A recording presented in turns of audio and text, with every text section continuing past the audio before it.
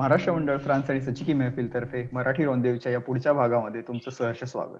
आणि आज आपल्याशी इथे गप्पा मारायला आलेली आहे कौमुदी वलोकर. हाय कौमुदी, कशी आहेस? हाय, मस्त मजेत. तू कसा आहेस? मी पण एकदम झकास. तर कौमुदी म्हणजे कोण? तर कौमुदी क्लिनिकल सायकोलॉजी मध्ये गोल्ड मेडलिस्ट आहे पुणे युनिव्हर्सिटीची. त्याच्याबद्दल एकदा टाळ्या. आणि त्याच्यासोबत मग शाळा सारखा सिनेमा केलाय, वायझेड हाही एक सिनेमा तिने केलेला आहे, देवा शपथ सारखी टीव्ही मालिका केलेली आहे, सो वॉट सारखं एक वेगळं मुकनाट्य केलेलं, त्याच्यासाठी तिला बक्षीस मिळालेलं आहे. आणि सध्या तहकूब हे एक ऑनलाईन नाटक करते, ज्याच्यामध्ये ती स्वतः कामही करते आणि त्याची दिग्दर्शिकाही आहे. तर कौमुदी, आता पहिला प्रश्न मी तुला असा विचारतो की यार, तुझं नाव कौमुदी ते एकदम असं रेट्रो फील येतं. म्हणजे त्याच्यापेक्षा जास्त असं मी म्हणेन की कौमुदी म्हणलं की एक आजी डोळ्यासमोर येते, आणि तू अशी एवढीशी छोटीशी, असं कसं? म्हणजे हे काय, असे काही अपभ्रंश वगैरे झाले का तुझ्या नावाचे कधी? नाव माझं नाहीच लोकांना कळत. म्हणजे मला किमान 2 ते 3 वेळा त्यांना सांगायलाच लागतं. त्यामुळे आता माझ्या नावाबद्दल माझाच पेशन्स सुद्धा वाढायला लागलाय, की म्हणजे पहिल्या झटक्यात जर तुम्हाला माझं नाव कळलं तर मला तुमच्याबद्दल खूप भारी वाटतं, की ओ वाव, यांना कळलंय किंवा यांनी बरोबर ते उच्चार केलाय. आणि कौमुदी नाव रेट्रो मला नाही वाटत पर्सनली, कारण एकतर ते काहीतरी माझ्या आईने ठेवलं होतं माझं नाव. कुठल्या तरी तिच्या संस्कृत पुस्तकावरून तिने ते डिसाईड केलं होतं की मला जर मुलगी झाली तर मी तिचं नाव कौमुदी असं ठेवेन. सो कुमुद किंवा असे काही कुमुदिनी असे रेट्रो वाटतात मला, पण कौमुदी हे ऑब्व्हियसली मला रेट्रो नाही वाटत आणि मला माझं नाव खूप आवडतं त्यामुळे. नाही नाही, नाव खरंच छान आहे, वेगळं काहीतरी युनिक आहे, ते प्रश्नच नाही. तर आता तुझी सुरुवात झाली तर तुझ्या माझ्या या चित्रपटातून. तर तो चित्रपट तू केलास, त्याच्यासोबत आधी नाटक वगैरेही केलीस, तर त्याबद्दल सांग, कसा होता हा प्रवास? मी खूप लहानपणापासून नाटकांमध्ये काम करते. हम्म. मला जशी जनरली प्रत्येकाची सुरुवात होते की घरी नकलाच चालू होतात करायला लहानपणी, आणि मग आई बाबांना वाटतं की अरे ह्यांच्यात काहीतरी आहे म्हणून यांना शिबिराला घातलं जातं. हम्म. सेम प्रोसेसमध्ये मी गेले. गणपतीच्या कार्यक्रमांमध्ये मी अँकरिंगच कर, तिथे जाऊन काय आपण लिटरल भाषेमध्ये त्याला त्याला तमाशे म्हणतो, पण ते सगळे प्रकार खूप लहान असताना मी सुरू केले. आणि मला असं वाटतं हम्म. पहिलीत असताना मला माझ्या आईने नाट्य शिबिरात घातलं, हम्म. आणि तिथपासून मग मी नाटकांमध्ये काम करायला लागले, प्रायोगिक नाटकांमध्ये. आणि साधारण 8वीत असताना माझ्या एका नाट्य शिबिरातलाच आमचा इन्स्ट्रक्टर दादा होता, आणि तो म्हणला हम्म. की सिनेमात काम करणार का? म्हणलं मला काहीच माहिती नाही, आणि असं कसं काय एकदम भस्कन सिनेमा आणि हे. तर तो म्हणला एक काम कर, चल दिग्दर्शकांना भेटू, एक हम्म. ऑडिशन दे, कारण तोपर्यंत कॅमेरा काय असतो, कॅमेरा ऍक्टिंग काय असते याचा काही काही संबंधही नव्हता दुरान्वय. नाटकात हम्म. तालमी व्हायच्या, चोख पाठांतर, चोख आवाज लावायचा आणि प्रयोग करून मोकळा व्हायचा आणि निवांत घरी येऊन मजा करायची, बक्षीस घरी आणायचं, हाच कार्यक्रम असायचा. हम्म. पण ऑडिशन दिली आणि ते म्हणले की माझं सिलेक्शन झालंय. आणि मी फारच फॉर्च्युनेट ठरले की पहिलाच माझा सिनेमा, आणि मला खूप छान भूमिका मिळाली. तेव्हा मी 8वीत होते. 2008-9 ची ती गोष्ट आहे.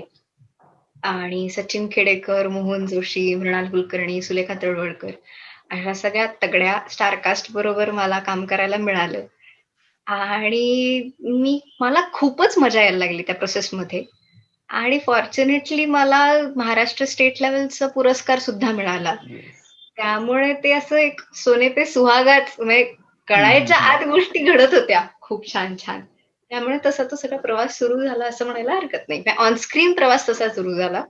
पण हम्म. पहिलं प्रेम माझं नाटक, आणि ते मी खूप लहानपणीच सुरू केलेलं आहे, त्यामुळे ते अजूनही चालू आहे.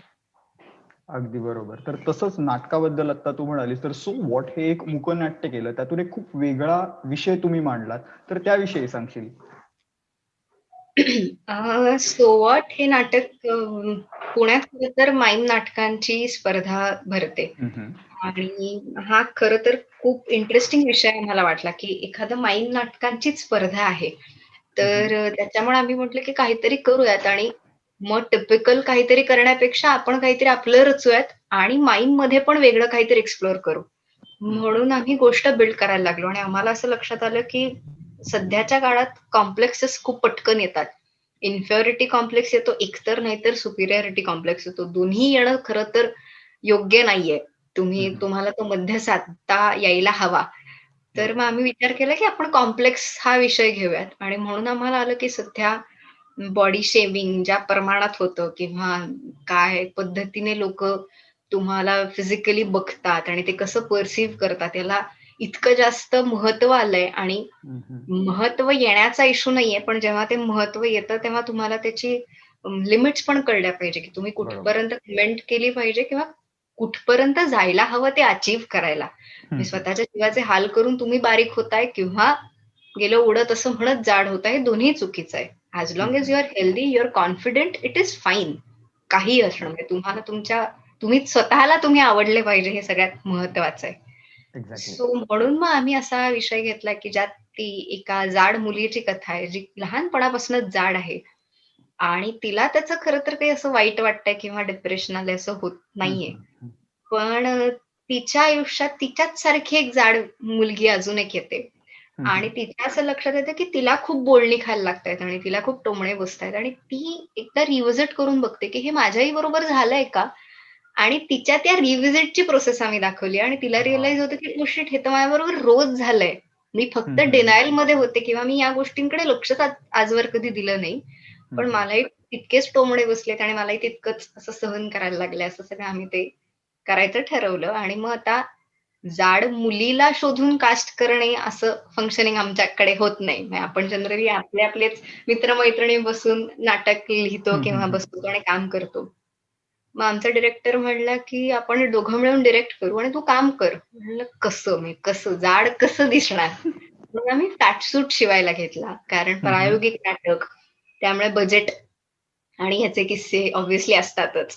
बरोबर. आम्ही वेस्ट पासनं लिटरली उश्यांनी आम्ही तो फॅटसूट शिवलाय असं म्हणायला हरकत नाही, आणि ते फार इंटरेस्टिंग झालं. आणि मग ठरलं की फॅटसूट शिवणे ह्याच्यात कमाल नाही, ऑनस्टेज जर का तो फॅटसूट घातला आणि लोकांसमोरच तो काढून दाखवला, तर ती त्या नाटकाची मजा जास्त असेल. की एका मुलीला हवंय की मी बारीक व्हावं, आणि ती बारीक पण दिसली तीच मुलगी, आणि तीच मुलगी जाड दिसली, तर तो एक खूप इंटरेस्टिंग क्लायमॅक्स पॉइंट आम्हाला सापडला. म्हणून आम्ही शिवलेला फॅटसूट नंतर मग तो स्टेजवर घालून पुन्हा कसा काढता येईल हा सगळा आमचा स्ट्रगल सुरू झाला. ते एक आम्ही अचीव्ह केलं. आणि मग आम्ही म्हणलं की याच्यात अजून काय वेगळं करता येईल व्हिज्युअली, कारण माईम नाटक याचा अर्थ संवाद नाही, फक्त गाणं, म्युझिक आणि साऊंड. तर मग आम्ही फॉली करायला लागलो. फॉली म्हणजे आता दार उघडलं की दाराचा आवाज येतो. हे जे आहे दार आम्हाला दिसत नव्हतं, पण दाराचा आवाज येतो. इथपासनं आम्ही छोट्या छोट्या गोष्टी माईन करायला लागलो. आणि मग 40 लोकांची टीम जमवली, जे 40 लोक अख्ख्या नाटकात सेट बनवतात पूर्ण. मग आता खुर्चीसाठी एक मुलगा खरंच खाली बसतो आणि पाठ एक मुलगा उभा असतो, आणि मी फॅटसूट घालून त्या मुलावर बसायचे. किंवा पंखा, तर एक मुलगा खरंच पंखा करायचा, डस्टबिन. आणि आम्हाला लक्षात आलं की आमच्या या छोट्या छोट्या करण्याला टाळ्या पडायला लागल्या. एकीकडे ऍक्टरचा परफॉर्मन्स थांबून व्हिज्युअली जे रिप्रेझेंट होतं त्याला जेव्हा टाळ्या पडतात, तेव्हा कुठेतरी असं वाटतं की अरे ते व्हिज्युअली स्ट्रॉंग झालं. It was not only about the thought करायचा आहे, बॉडी शेमिंग बद्दल कमेंट करायची, पण मग ती व्हिज्युअली काहीतरी करायची. मग ती कथा, कारण हे आपण बघितलेलं आहे, हा काही विषय पहिल्यांदाच आम्ही मांडत होतो का, तर असं नाही, आपण अनेकदा त्यावर बोलतो, ऐकतो. मग ते व्हिज्युअली स्ट्रॉंग करायचं असं ते केलं, आणि ते सो व्हॉट हे नाटक घडलं. That was fun. अगदी अगदी खरंच भारी. तर त्याच्यानंतर आता तू नाटक केलं, चित्रपट केला, तसं टीव्ही मालिका पण केली, देवा शपथ. तर देवा शपथ मध्ये पण तुम्ही एक इंटरेस्टिंग कन्सेप्ट वापरली की या आजच्या आधुनिक जगामध्ये देव परत खाली येतोय जोड्या जुळवायला वगैरे. तर ह्याच्याबद्दल काय सांगशील? तू म्हणलास तसं मला पण ते इंटरेस्टिंग वाटलं होतं की देव खाली आलाय आणि तो गप्पा मारणार आहे आपल्याशी, आणि आपण त्याच्याशी इन जनरल आयुष्यात गप्पा मारतो तसं डील करू शकणार आहोत. आणि हे सो ती खरं तर गोष्ट ही आस्तिक आणि नास्तिक या दोन विषयांना धरून बांधलेली रचना होती त्या गोष्टीची. आणि त्याच्यात पण कुठेतरी हाच विचार मांडायचा होता की दोन एक्स्ट्रीमच असणं गरजेचं आहे का आजच्या जगात, तर नाही, तुम्ही मध्ये पण कुठेतरी असू शकता. मला असं वाटतं की माझी जनरेशन ही बऱ्यापैकी माझी जनरेशन पेक्षा मी ज्या लोकांमध्ये वावरते त्यातले लोक बऱ्यापैकी मध्ये आहेत कुठेतरी, की आम्ही मला फारसं असं एक्स्ट्रीम टोकांचे निर्णय घ्यायला नाही आवडत. मी कुठेतरी मध्ये आहे. म्हणजे विचारांबद्दल असो किंवा अशा काही गोष्टींबद्दल म्हणजे देवावर विश्वास आहे का तर हो. पण मग मी कुठल्याच मूर्ती स्वरूपात देव मानत नाही. म्हणजे मी कुठलंही मंदिर, मस्जिद, गुरुद्वारा किंवा काहीही चर्च किंवा असं काही दिसलं तरी मी हात जोडते. म्हणजे मी चर्च दिसले म्हणून मी हे करते तर असं नाही, पण मी चर्च दिसलं तर कारण शेवटी तो देवच आहे ना. आतमधल्याला कळायचं असेल तर त्याला कळणार आहे की समोर कोणीतरी हात जोडले. मग तो त्या ऍक्शन वरती अवलंबून राहणार नाही. तर असाच तो विचार त्या सिरियल मध्ये त्यांना मांडायचा होता. आणि त्याच मधल्या विचारांना रिप्रेझेंट करणारी ती मुलगी होती त्या लीड म्हणूयात आपण तिला.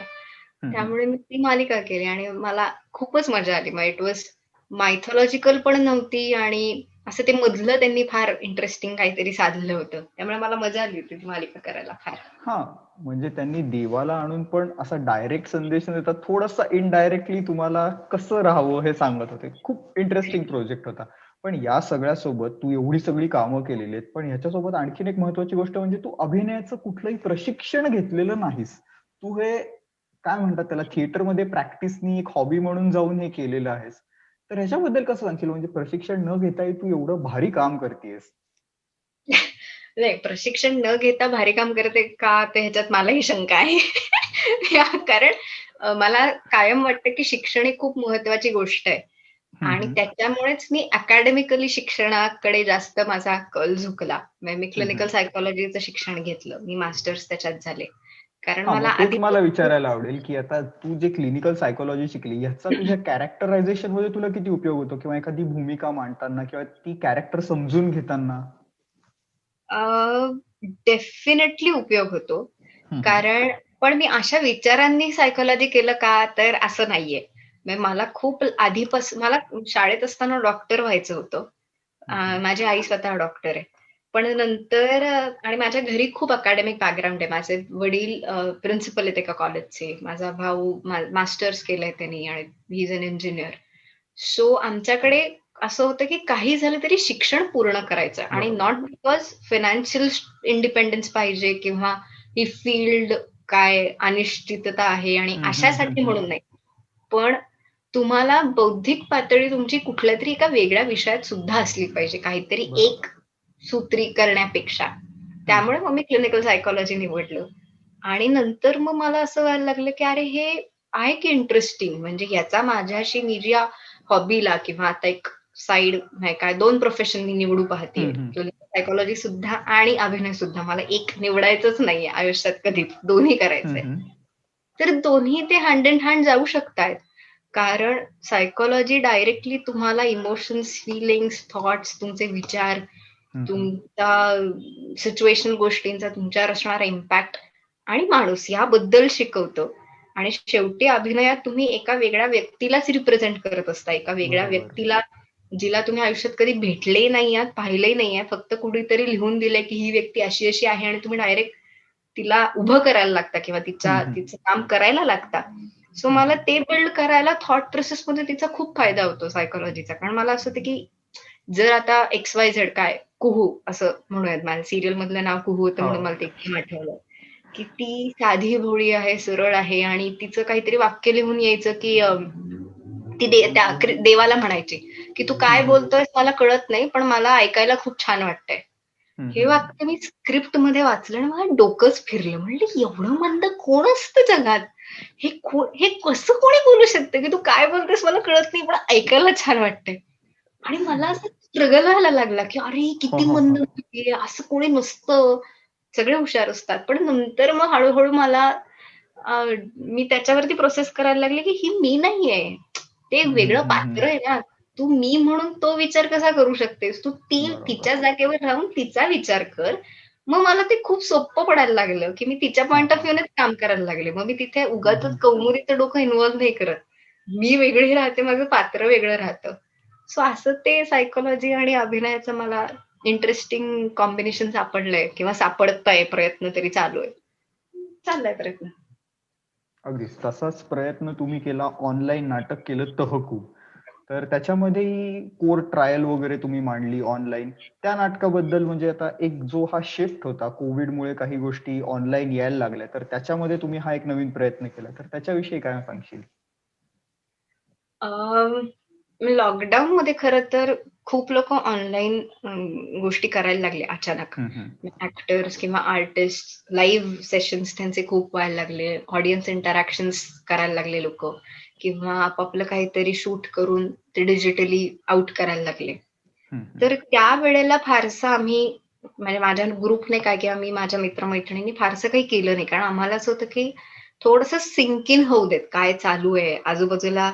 कारण काय होतं, एखादी गोष्ट कमी पडली की भसाभसा डिमांड सुरू झाली अचानक काही गोष्टींची, हम्म, हम्म, आणि हम्म. आम्हाला असं वाटलं की आत्ता तेवढं नको, आपण त्या त्या झोतात नको जायला, आत्ता थोडंसं थांबूयात, एकदा इंट्रोस्पेक्ट करू की खरंच आत्ता जायचंय का, करायचंय का. आणि हम्म. मग आम्हाला असं झालं की यापुढे आपण ऑनलाईन नाटक कधी करून पाहणार आहोत?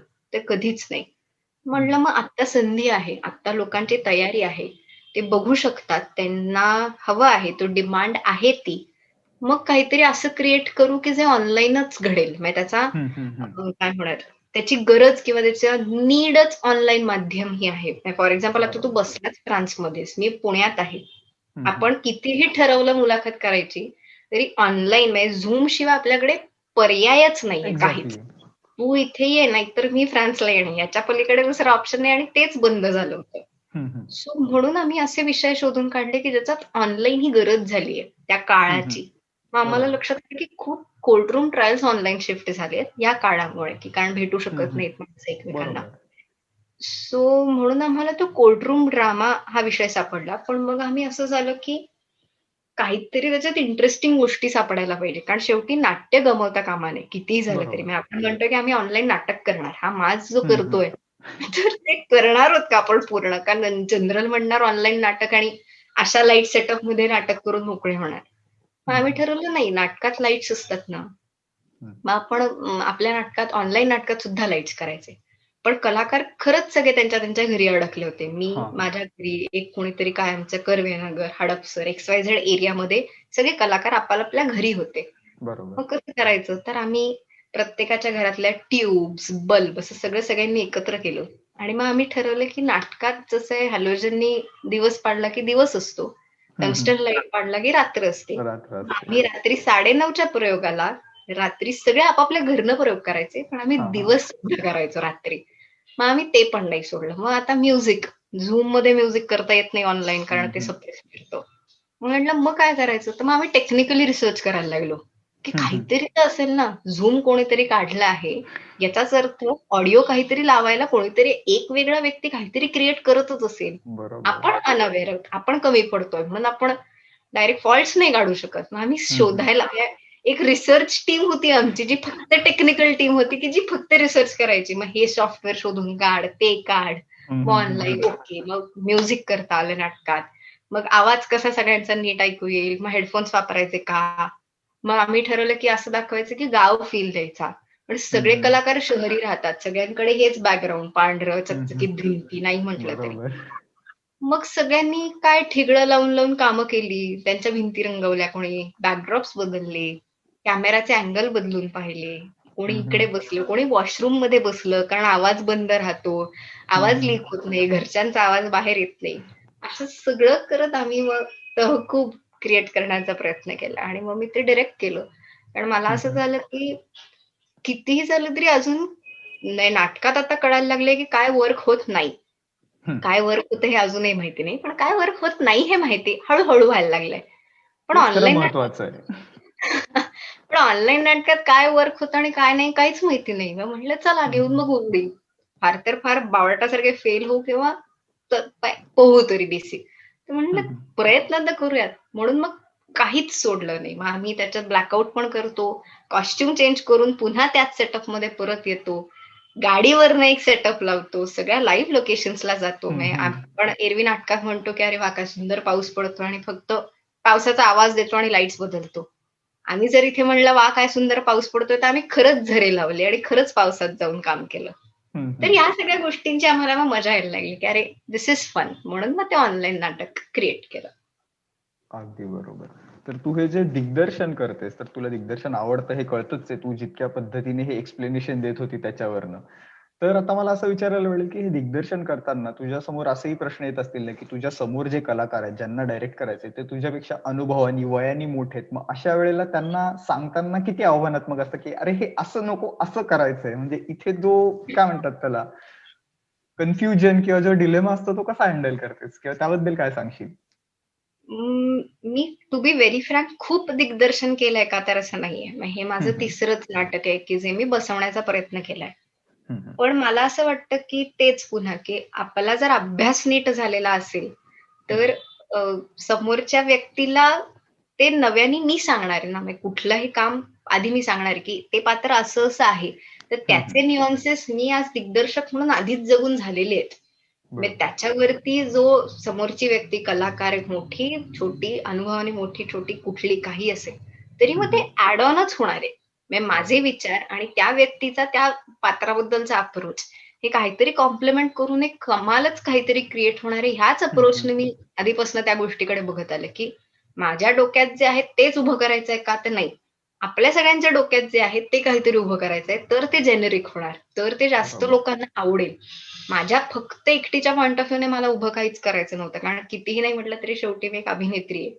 त्यामुळे प्रत्येक गोष्टीकडे कितीही झालं तरी थोड्या वेळानंतर अभिनयकडे फोकस जातो, हं, की हं, कसं हं, काम हं, हं. करतोय, काय चालू आहे, बरं आहे का नाही, हे गाणे, हे गाणे, हे गाणे असं व्हायला लागतं. सो त्याच्यामुळे माझं ठरलं होतं, की कितीही झालं तरी तो टीम एफर्टच असला पाहिजे. रादर दॅन ते बरोबर. माझ्या एक झापडं लावून काहीतरी मी क्रिएट करण्यापेक्षा.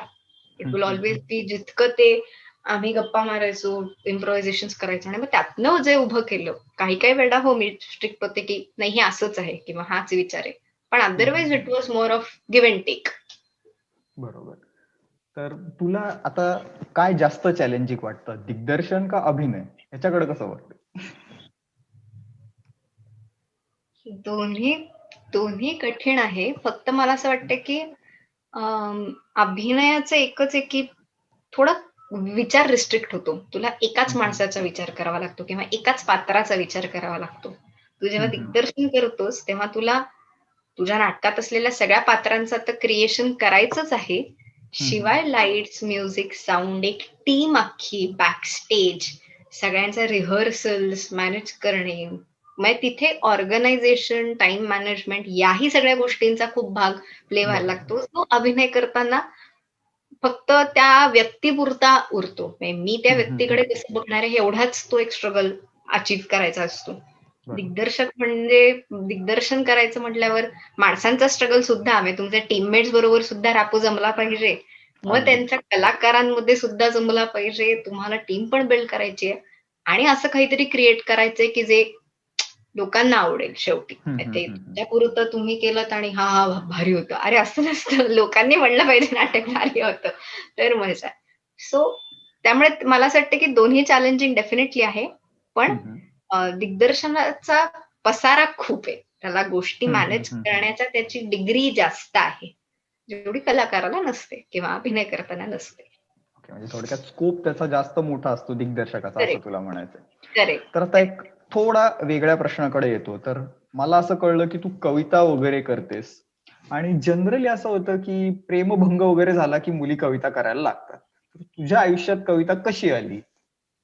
नाही, माझ्या आयुष्यात एक तर मुळात हे तुला कोणी सांगितलं हा माझा पहिला प्रश्न आहे. कारण माझ्या मला आठवते की मी तुला माझी बायोडेटाची लिंक पाठवली होती. हं, हं. त्यातही काही या हॉबीमध्ये पण याचा उल्लेख नाहीये किंवा मी हं, हं. आजतागायत कुठेही आठवतही नाही मला की मी इंटरव्ह्यू मध्ये बोलले. म्हणजे माझ्या जवळच्या मित्रमैत्रिणींना आणि माझ्या घरच्यांना माहिती की मी कविता करते. ती इतकी हं. पर्सनल आणि माझ्यापुरती असलेली आहे. तर ते तुला कळलं कुठून? आता तू म्हणाल तशी तुमची रिसर्च टीम होती झूमसाठी, तशी माझी पण रिसर्च टीम आहे ना. हे जे काही एक सोयीस्कर उत्तर असतं ना, बापरे बापरे. हा, कमिंग बॅक टू द हं, क्वेश्चन. कविता माझ्या आयुष्यात मी खूप लहान असतानाच आलेली आहे खरं तर. हं. प्रेमभंग किंवा प्रेम वगैरे हे काही मला माहिती नव्हतं आयुष्यात. माझे आजी आणि आजोबांमुळे माझ्या आयुष्यात कविता आली. माझी आजी वारली मी शाळेत असताना, 7वीत का असं काहीतरी असताना. आणि माझं माझ्या आजीवरती खूप प्रेम होतं आणि मला असं झालं की अरे ते भस्कन कोणीतरी गेल्यानंतर ते कसं डील करायचं असतं एवढ्या लहान वयात काही माहिती नव्हतं. बरोबर. आणि मी जनरल आपण असं स्क्रिबल करतो तसं मी लहानपणी लिहून काढल्या ओळी. माझ्या आजोबांना वाचून दाखवल्या. त्या आजीबद्दलच्या पण नव्हत्या, त्या होत्या निसर्गाबद्दलच्या. पण ते म्हणले तू छान लिहिलंयस, तुला असं काही सुचलं की लिहित जा. म्हणलं ओके. सो मला असं काही सुचलं की मी लिहिते. मला विषय दिला किंवा आज ह्याच्यावर कविता लिहिस, त्याच्यावर लिही किंवा हा विषय, असं मी फारसं करत नाही. कारण मला असं वाटतं की ती खूप माझी इनेट आणि इंटरनल प्रोसेस आहे आणि ती असं वाटलं काही की आजकाल तर ते इन्स्टावरती कॅप्शन्स लिहिण्यातच इतका वेळ जातो की असं होतं की कुठे वेगळं काहीतरी करून लिहायचं. पण मग त्यात लिहिल्या जातं किंवा असं काहीतरी. अदरवाईज कविता करणे हा उद्देश फारसा नसतो. काहीतरी म्हणणं असतं, ते व्यक्त व्हायचं असतं. काहीतरी छान ऐकलं की आजकाल कधीतरी सुचतं की अरे हे किती छान लिहिलंय. मग त्याने इन्स्पायर व्हायला होतं की अरे मला ती जास्त त्या गोष्टीची कमाल वाटते की काहीतरी छान बघून आपल्याला काहीतरी इन्स्पायर होतं की अरे मी किती कमाल लिहिलंय. मग आपण त्याच्याशी कंपॅरिझन नाहीच करू शकत, पण त्यांनी काहीतरी विचार इनिशिएट होतात, एक इग्निशन बसतं आणि मग आपले विचार चालू होतात. ही प्रोसेसच कमाल आहे. त्यामुळे ते तसं काहीतरी कधीतरी सुचतं. असं नाही होत की पावसाळा आलाय आणि मी कविता करायला बसली वगैरे, असं नाही होत. मग आता अशीच एखादी कविता ऐकूनच टाका, आता विषय निघालाच आहे तर. मी प्रयत्न करणार आहे.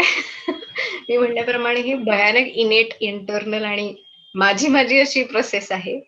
चालेल पण चालेल, ऐकूया ना आम्ही. केवळ तू म्हणलास आणि मला वाचायला लागणार आहे ऑब्व्हियसली. मला कविता अगदी माझ्या अगदी अगदी व्यवस्थित वेळ घे तू, काही प्रश्न नाही. बरं मी हिंदीतली एखादी ऐकवली तर चालणार आहे का? अगदी अगदी चालेल चालेल. मी खरं तर हिंदी, इंग्लिश, मराठीच्या तिन्ही भाषेत लिहिते, पण मला आता हिंदी सापडते. सो मी चालेल चालेल, अगदी हिंदीत अगदी. करण्याचा प्रयत्न करते. जरूर कृपया जरूर. जज करू नका. परछाई. परछाई से कभी पूछा है कितनी बुरी है ये दुनिया, कभी आगे कभी पीछे तो कभी पैरों तले कुचलती है ये दुनिया. परछाई को कभी देखा है छोड़ तुम्हें कहीं जाते, नहीं है ये मुमकिन चाहे हो फूल या हो कांटे. परछाई से कभी सुना है कोई तकलीफ या कोई शिकायत, ना कहेगी कभी बस रहेगी साथ पूरी इनायत. परछाई से कभी कहा है रुक जा ठहर जा, मुस्कुरा भी दे कभी, बिताए हैं कितने पल साथ तो अब जी ले यहीं, अब जी ले अभी. परछाई है वो कोई साया नहीं, है वो हमसफर तेरा, वो तेरा सहारा नहीं. बिन उसके ना जी पाएगा तू, बिन उसके ना जी पाएगा तू, याद रख ए दिल तू भी, भूलना उसे कभी, छोड़ेगी तभी वहीं जब तेरी सांस तुझे छोड़ जाएगी, है ये तेरी ही परछाई जो जीती है बस तेरी ही दुहाई, है ये तेरी ही परछाई जो जीती है बस तेरी ही दुहाई. वा वा वा, क्या बात आहे, क्या बात आहे. खूप भारी खूप भारी. मी मुद्दाहून माझा आवाज म्यूट ठेवला होता, म्हटलं डिस्टर्बन्स नको. छान छान छान, अरे छान, मस्त लिहिते की. बरीच मोठी कविता आहे एवढी. झकास. ही मला सुचली होती त्याच्या मागची, खरं तर मी हे सांगू शकते. सांग ना. कट्यार काळजात घुसली या फिल्म मध्ये आता मला ते गाणं नेमकं आठवत नाहीये. अरिजित सिंग आणि जावेद अलीने जे गाणं गायलंय, हिंदी गाणं आहे. इलाही. इलाही. करेक्ट. ते ऐकल्यानंतर मला समहाव त्या मीटरचा खूप ते आणि त्याच्यात ते सवाल जवाब फील खूप आहे त्याच्यात, की तेच एक वाक्य सांगतात आणि तेच त्याचं उत्तर देतात. आणि हा फॉर्मॅट मला इतका आवडला होता आणि त्याच्यानंतर कधीतरी मला ही त्या पद्धतीने मी लिहिण्याचा प्रयत्न केला. असंच सुचलं होतं रॅन्डमली. Great great great. खूपच छान कविता वगैरे ऐकवलीत आम्हाला.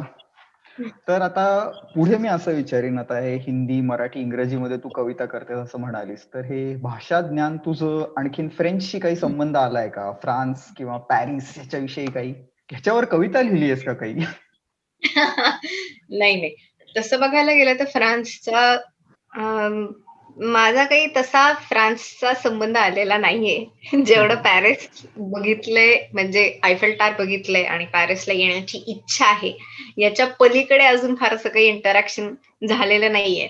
युरोपमध्ये फिरायचं हे नक्की ते स्वप्न आहे ऑब्व्हियसली.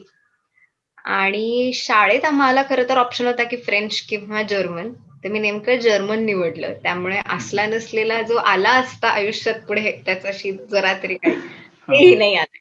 पण एनिवे, लवकरच येता येईल होपफुली सगळं सुरळीत झाल्यानंतर फ्रान्सला. आणि जर नाटक घेऊन येता आलं किंवा एखाद्या शूट साठी येता आलं तर त्याच्यासारखी कमाल गोष्ट आयुष्यात नसेल. अगदी त्यामुळे अगदी खूप जरूर जरूर. लवकरच घडावं ते. खरंय खरंय, लॉकडाऊन नंतर अशा गोष्टी जरूर घडाव्यात अशी आमची इच्छा आहेच. म्हणजे आम्हाला लाईव्ह नाटकं बघता येतील इथे खरंच. आणि आता तू म्हणाली की शाळेमध्ये किंवा जर्मन आणि फ्रान्समध्ये, जर्मन आणि फ्रेंचमध्ये जर्मन तू सिलेक्ट केलंस, तर आतापर्यंत मी मुलाखत घेतलेल्या प्रत्येकाने हेच सांगितलंय की मी शाळा कॉलेजमध्ये जर्मन शिकलोय, फ्रेंच काही आलेलं नाही. एवढंच जर्मन प्रेम आहे आपल्याकडे. ते त्यावेळेला बुद्धी नसतेच ना. आताही आहे असं नाही म्हणणं माझं, पण त्यावेळेला ते मैत्रिणी काय करतायत ज्याच्याकडे जास्त कल असल्यामुळे कोणाची तरी इच्छा असते जर्मन शिकायची क्लासमध्ये, म्हणजे सगळा ग्रुप जातो जर्मनकडे, असं ते काहीतरी अगदी झालं असावं बहुतेक.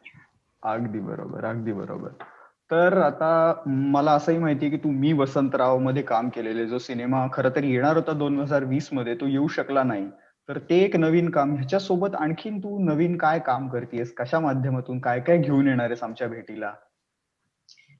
खरं तर आता मी वसंतराव येण्याची जास्त वाट बघते. हम्म, कारण तो 1 मे 2020लाच येणार होता, पण सगळंच लॉकडाऊन आणि या सगळ्या गोष्टींमुळे तो रखडलाय. आणि तो होपफुली या वर्षात किंवा पुढच्या असं कधीतरी लवकरच येईल. कारण हम्म. सगळी फिल्म तयार आहे. म्हणजे आम्ही लिटरली प्रमोशन्स चालू केले होते, पण लॉकडाऊन झालंय. बरोबर. आणि त्याच्यात मी वसंतराव देशपांडे यांच्या बायकोची भूमिका निभावली आहे. हम्म. आणि ते फारच अमेझिंग आणि चॅलेंजिंग भूमिका होती माझ्यासाठी. हा हा. कारण 20 ते 60 अशा एज स्पॅन मध्ये अख्खं काम मलाच करायचं होतं. आणि एखाद्या फिल्म मध्ये, आजवर नाटकात एखाद्या आजीची भूमिका तुम्ही केलीत तर प्रेक्षक तुम्हाला स्वीकारतो, कारण त्यांना माहिती असतं की तुम्ही कॉलेजमधलेच सगळे मुलं मिळून करताय, त्यामुळे हो तुम्ही हो हो. तुमच्यातलंच कुठेतरी आजीची भूमिका करणार आहे. अगदी अगदी. पण फिल्म मध्ये एक छोटी दिसणारी मुलगी जेव्हा 60 वर्षाच्या बाईचं काम करेल, तेव्हा ते कसं दिसणार आहे हे, किंवा लोक ते काय पद्धतीने रिसीव्ह करणार आहे ह्याचं अजून मलाच माहिती नाहीये ते काय हा कसं हा. वर्क होणार आहे किंवा काय. पण ते फार इंटरेस्टिंग आहे सगळंच, आणि खूप अमेझिंग त्याच्यात लुक आहे. आणि आय थिंक सगळं श्रेय याचं निपुणलं जातं म्हणजे दिग्दर्शकाला. कारण मी आईला, कारण मला अजूनही आठवतोय तो किस्सा. हा हा. मी निपुणला भेटायला गेले होते आणि तो म्हणला की त्यांच्या बायकोची भूमिका आहे. मी त्याला विचारलं त्यांचं काम कोण करतंय वसंतरावांचं, तर तो म्हणाला की राहुल देशपांडे राहुल करणार देशपांडे आहेत. करतात. मी म्हणलं की ओके, म्हणजे आपलं काही कास्टिंग होत नाही, कारण मुळातच राहुल दादा खूप मोठे दिसतात आणि त्यांना इतका अनुभव आहे गाणे आणि या सगळ्या गोष्टींचा, आणि मी अगदी छोटी. आणि मला असं झालं की हा आपल्याला कसलं मिळतंय काम. मी आईला म्हणलं, आई आपण विसरून जाऊयात, वेगळं काम शोधायला लागू. तर त्याचा मला फोन आला की ठीक आहे. म्हणलं ओके. तर मग मला असं वाटलं की 20 ते 30 हा एवढा एक हा. 10 वर्षाचं लग्न आणि बेसिक थोडंसं पुढचं आयुष्य त्यांचं, एवढा एज स्पॅन मी करेन आणि नंतर कलाकार कोणीतरी बदलेल 30 बरोबर. नंतर. तर लुक टेस्टला माझा लुक झाला, नऊवार मधला माझा लुक होता, छान लग्नाची साडी आणि हे. मला वाटलं की झाली लुक टेस्ट. मी त्यांना म्हणलं जाऊ का घरी, ते म्हणले नाही अजून आहे ना पुढे. म्हणलं अच्छा, असेल अजून एखादा काही वेगळा लुक. तर ते पांढरे केसांचं विगच लावायला लागले. विग का लावतायत मला, मला काही कळेच ना काय चाललंय. तर ते म्हणले अगं 60 तूच असणार आहेस. तेव्हा मला कळलं की म्हणलं ओ मला 60 हेही वय आपल्यालाच प्ले करायचं आहे. तर मग मला त्याची खूपच मजा यायला लागली की हे फिल्म मध्ये मी आजवर घडलेलं पाहिलं नाहीये, आणि मला ह्या वयात ते करायला चान्स मिळतो हे सगळ्यात भारी आहे. सो वसंतराव येणार आहे. त्याच्यानंतर आता हळूहळू गोष्टी जरा पूर्ववत व्हायला लागल्या आहेत, त्यामुळे नाटकं पुन्हा थिएटर्स मध्ये व्हायला लागली आहेत, टचवूड. सो आमचे पुण्यात प्रयोग चालू झालेले आहेत प्रायोगिक नाटकांचे. होपफुली मी एखाद्या कमर्शियल नाटकामध्ये पण लवकरच दिसेन. अजून फारसं काही डिस्कस करत नाही. आणि मी काही शॉर्ट फिल्म्स करू पाहतेय. मला डिरेक्ट पण करायचंय आणि 1-2 ह्याच्यात मी काम पण करणार आहे. त्यामुळे तेही काही प्रोजेक्ट्स लाईन्ड अप आहेत. बघूयात. जे जसं होईल तसं तुम्हाला कळेलच. अगदी अगदी बरोबर. तर खूप छान बोललीस तू, खूप खूप खूप छान कविता पण ऐकवलीस आणि छान गप्पा मारल्यास. त्याच्याबद्दल महाराष्ट्र मंडळ फ्रान्स आणि सची की मैफिल तर्फे तुझे खूप खूप आभार. Thank you so much. Thank you. नमस्कार. सच्ची की मेहफिल हा सचिनचा एक YouTube पेज आहे. तुम्ही जर का तो फॉलो करत नसाल तर प्लीज त्याला सबस्क्राईब करा, फॉलो करा, लाईक करा आणि शेअर करा. मला असं वाटतं सगळ्यांना या गोष्टी ऑलरेडी माहिती आहेत, पण हे करा.